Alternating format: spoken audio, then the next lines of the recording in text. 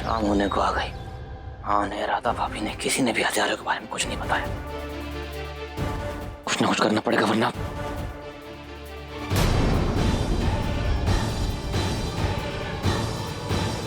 राधा भाभी, राधा भाभी, एक विनती थी आपसे, अगर आज मुझे कुछ हो जाए तो बस मेरी तिलोत्तमा का ख्याल रख लीजिएगा। बस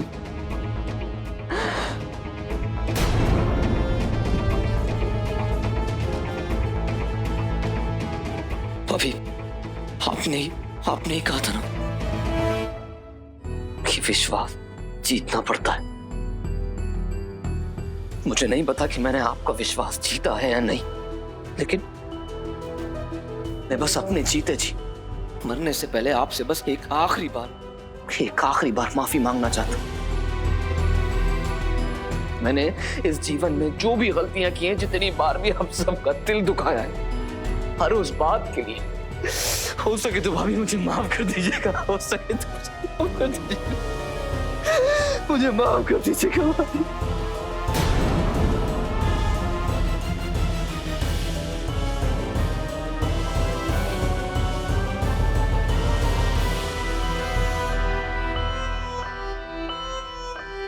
नजर रखो इन पे और मेरी माँ पर भी।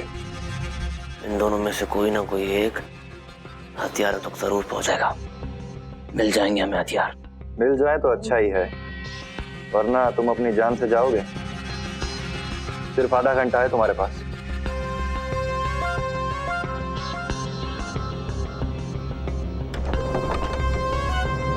मुझे कुछ समझ में नहीं आ रहा है कि मैं क्या करूं। श्री ने हथियारों की जिम्मेदारी मुझे दी है कि सुरक्षा मुझे करनी है, पर उन हथियारों के लिए मैं गदाधर की जान दांव पे कैसे लगा सकती हूँ? मुझे तो कुछ समझ में नहीं आ रहा है।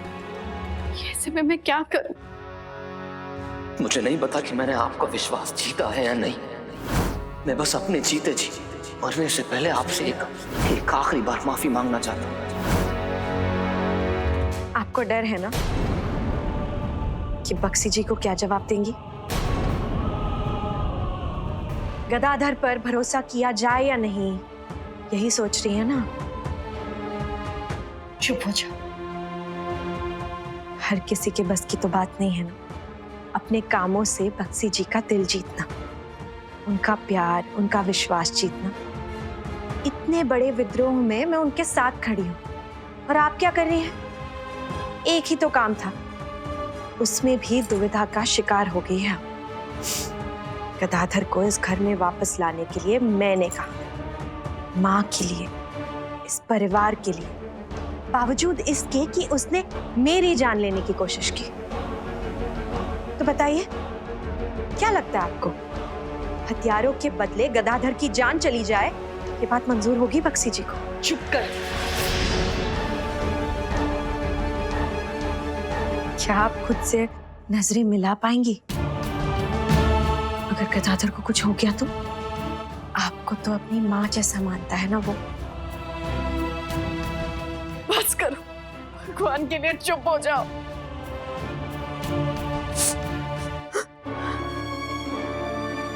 अब अगर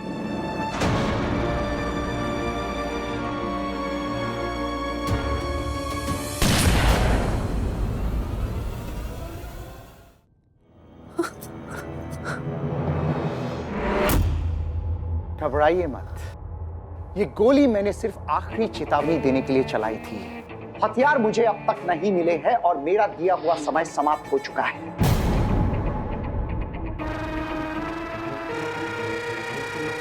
तो मेरे पास इस गदाधर को मारने के अलावा और कोई रास्ता नहीं बचा।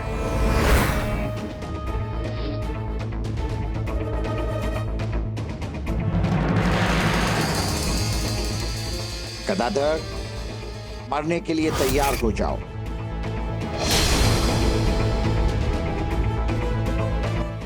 मैं जानती हूँ हथियार कहाँ है।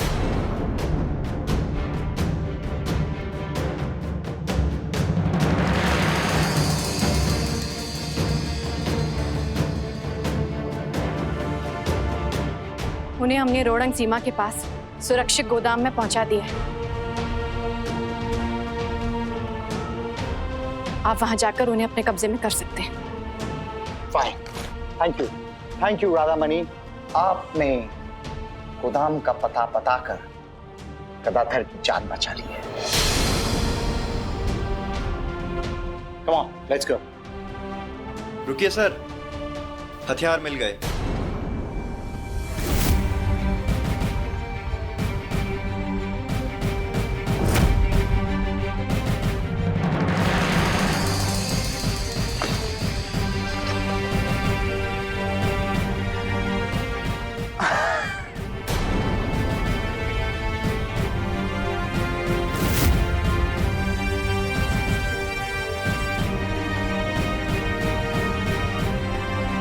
जैसा पति वैसी पत्नी। लगता है तुम्हें भी जगबंधु की तरह ब्रिटिशर्स की आंख में धूल झोंकने की आदत है। ये हथियार छिपाकर ना सिर्फ तुमने कंपनी के खिलाफ जुर्म किया है, बल्कि एक ऑफिसर से झूठ बोलकर इस जुर्म को और बढ़ा दिया है। इसलिए मैं ये घर सील करता हूं, जब्त करता हूं।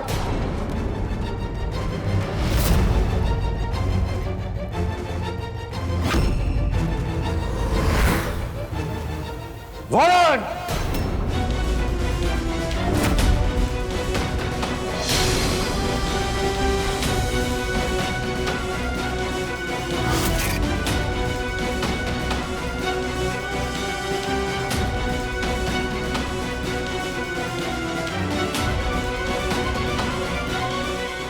तुम्हारी इतनी हिम्मत कैसे हुई?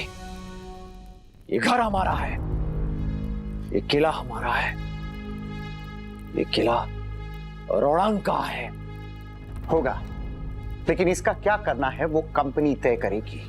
कानून ईस्ट इंडिया कंपनी का चलेगा, ना कि तुम विद्रोहियों का।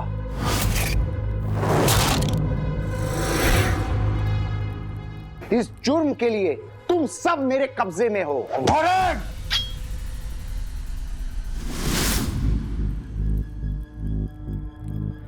अगर रोडांग वापस चाहिए तो रोडांग की अदालत में मुकदमा दायर करो। अगर तुम जीत गए तो रोडांग तुम्हारा है, लेकिन तब तक जीत हमारी है और तुम्हें अपनी हार माननी पड़ेगी। तो जितनी जल्दी हो सके अपने परिवार के साथ यहां से निकल जाओ, वरना मेरे सोल्जर्स सबको धक्के मार कर निकाल देंगे।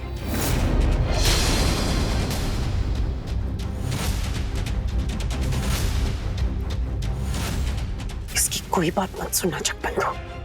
विद्रोह की आग भड़क चुकी है, उसी आग में चलकर भस्म हो जाने दो इसे। अभी के अभी खत्म कर दो इसे जगबंधु। माँ बिल्कुल ठीक कह रही है बक्सी जी। इस वॉरेन और इसके अत्याचारों के खत्म होने का समय आ गया है। जरा भी देरी ना करते हुए मार दीजिए इसे।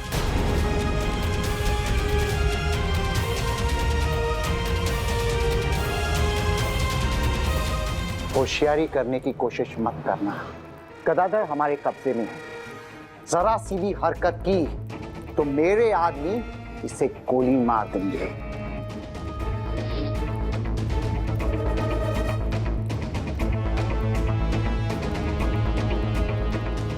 दादा, दादा आप सबको लेके यहां से जाइए, वरना ये लोग मुझे सच में गोली मार देंगे। मैं यहीं रहूंगा, ये लोग आपको कुछ नहीं करेंगे। आप लोग जाइए यहां से।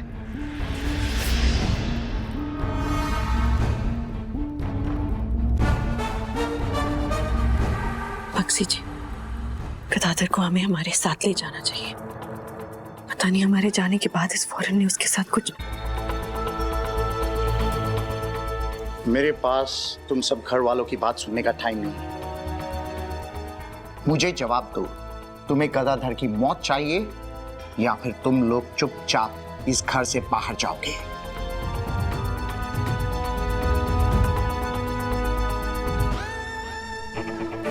ठीक है, हम सब यहां से बाहर जाएंगे, लेकिन मेरी भी एक शर्त है कि हम सब अकेले नहीं जाएंगे। हमारे साथ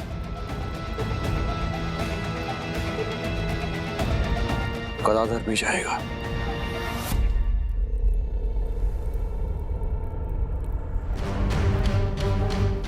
ओके, गदाधर को ले जाओ, लेकिन कोई होशियारी नहीं। कल सुबह तक सब घर वाले यहां से निकल जाने चाहिए।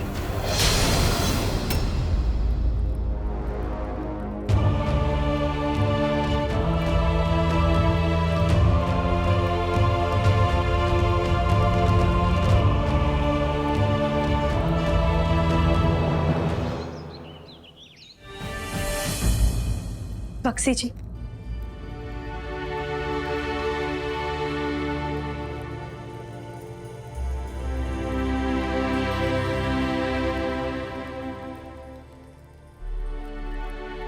चिंता मत करो, हम रोडंग वापस हासिल करके ही रहेंगे।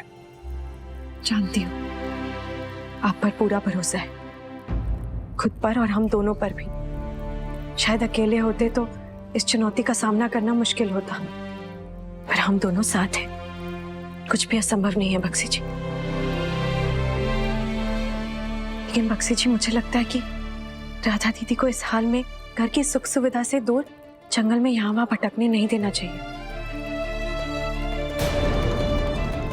हम उन्हें कौन भेज सकते हैं बाबा की सुरक्षा में, वहां उनकी अच्छी देखभाल होगी। शायद तुम ठीक कह रहे हो, मैं राधा से स्वयं बात करता हूँ। क्या बात करेंगे आप अपनी राधामणि से बक्सी जी? राधामणि तो आपके साथ ही जाएगी। इसे मैं बाकी सामान के साथ सुरक्षित रख देती हूँ। राधा दीदी, हम सोच रहे थे कि जंगल में आपका यहाँ वहाँ भटकना ठीक नहीं होगा हमारे साथ। आप माँ बनने वाली है और ऐसे में साफ सफाई ना होने पर संक्रमण का खतरा बढ़ सकता है। ये ना तो बच्चे के लिए अच्छा है, ना ही आपके लिए दीदी। और आपके लिए ठीक होगा जंगल में भटकना?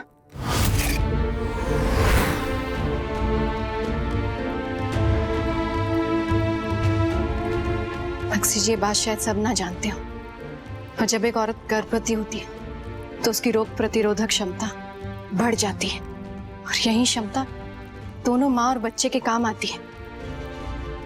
और रही बात जंगल की, तो प्रकृति की गोद से बेहतर कौन सी जगह होगी एक बच्चे को जन्म देने की? जो शक्ति प्रकृति से मिलती है वो जीवन भर के लिए मजबूत बना देती है। इसलिए आप चिंता मत कीजिए, मैं आपके साथ बिल्कुल सुरक्षित रहूंगी वहां। लेकिन राधा, मैं आपकी अर्धांगिनी हूँ बक्सी जी, आप जहां जाएंगे मैं आपके साथ वहां जाऊंगी। बस बात खत्म।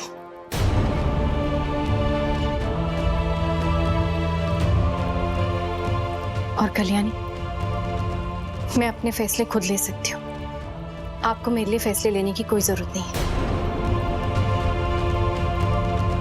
माना कि मैं आपकी तरह योद्धा नहीं, पर खुद का ख्याल रख सकती हूँ मैं।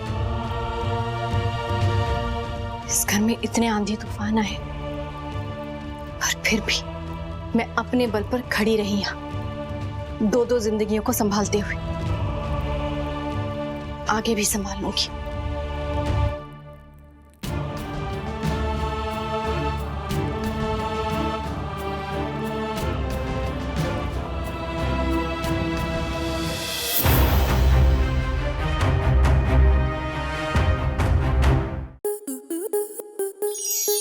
स्टार प्लस के ऐसे ही और बेहतरीन लम्हे देखने के लिए सब्सक्राइब करें हमारे YouTube चैनल को।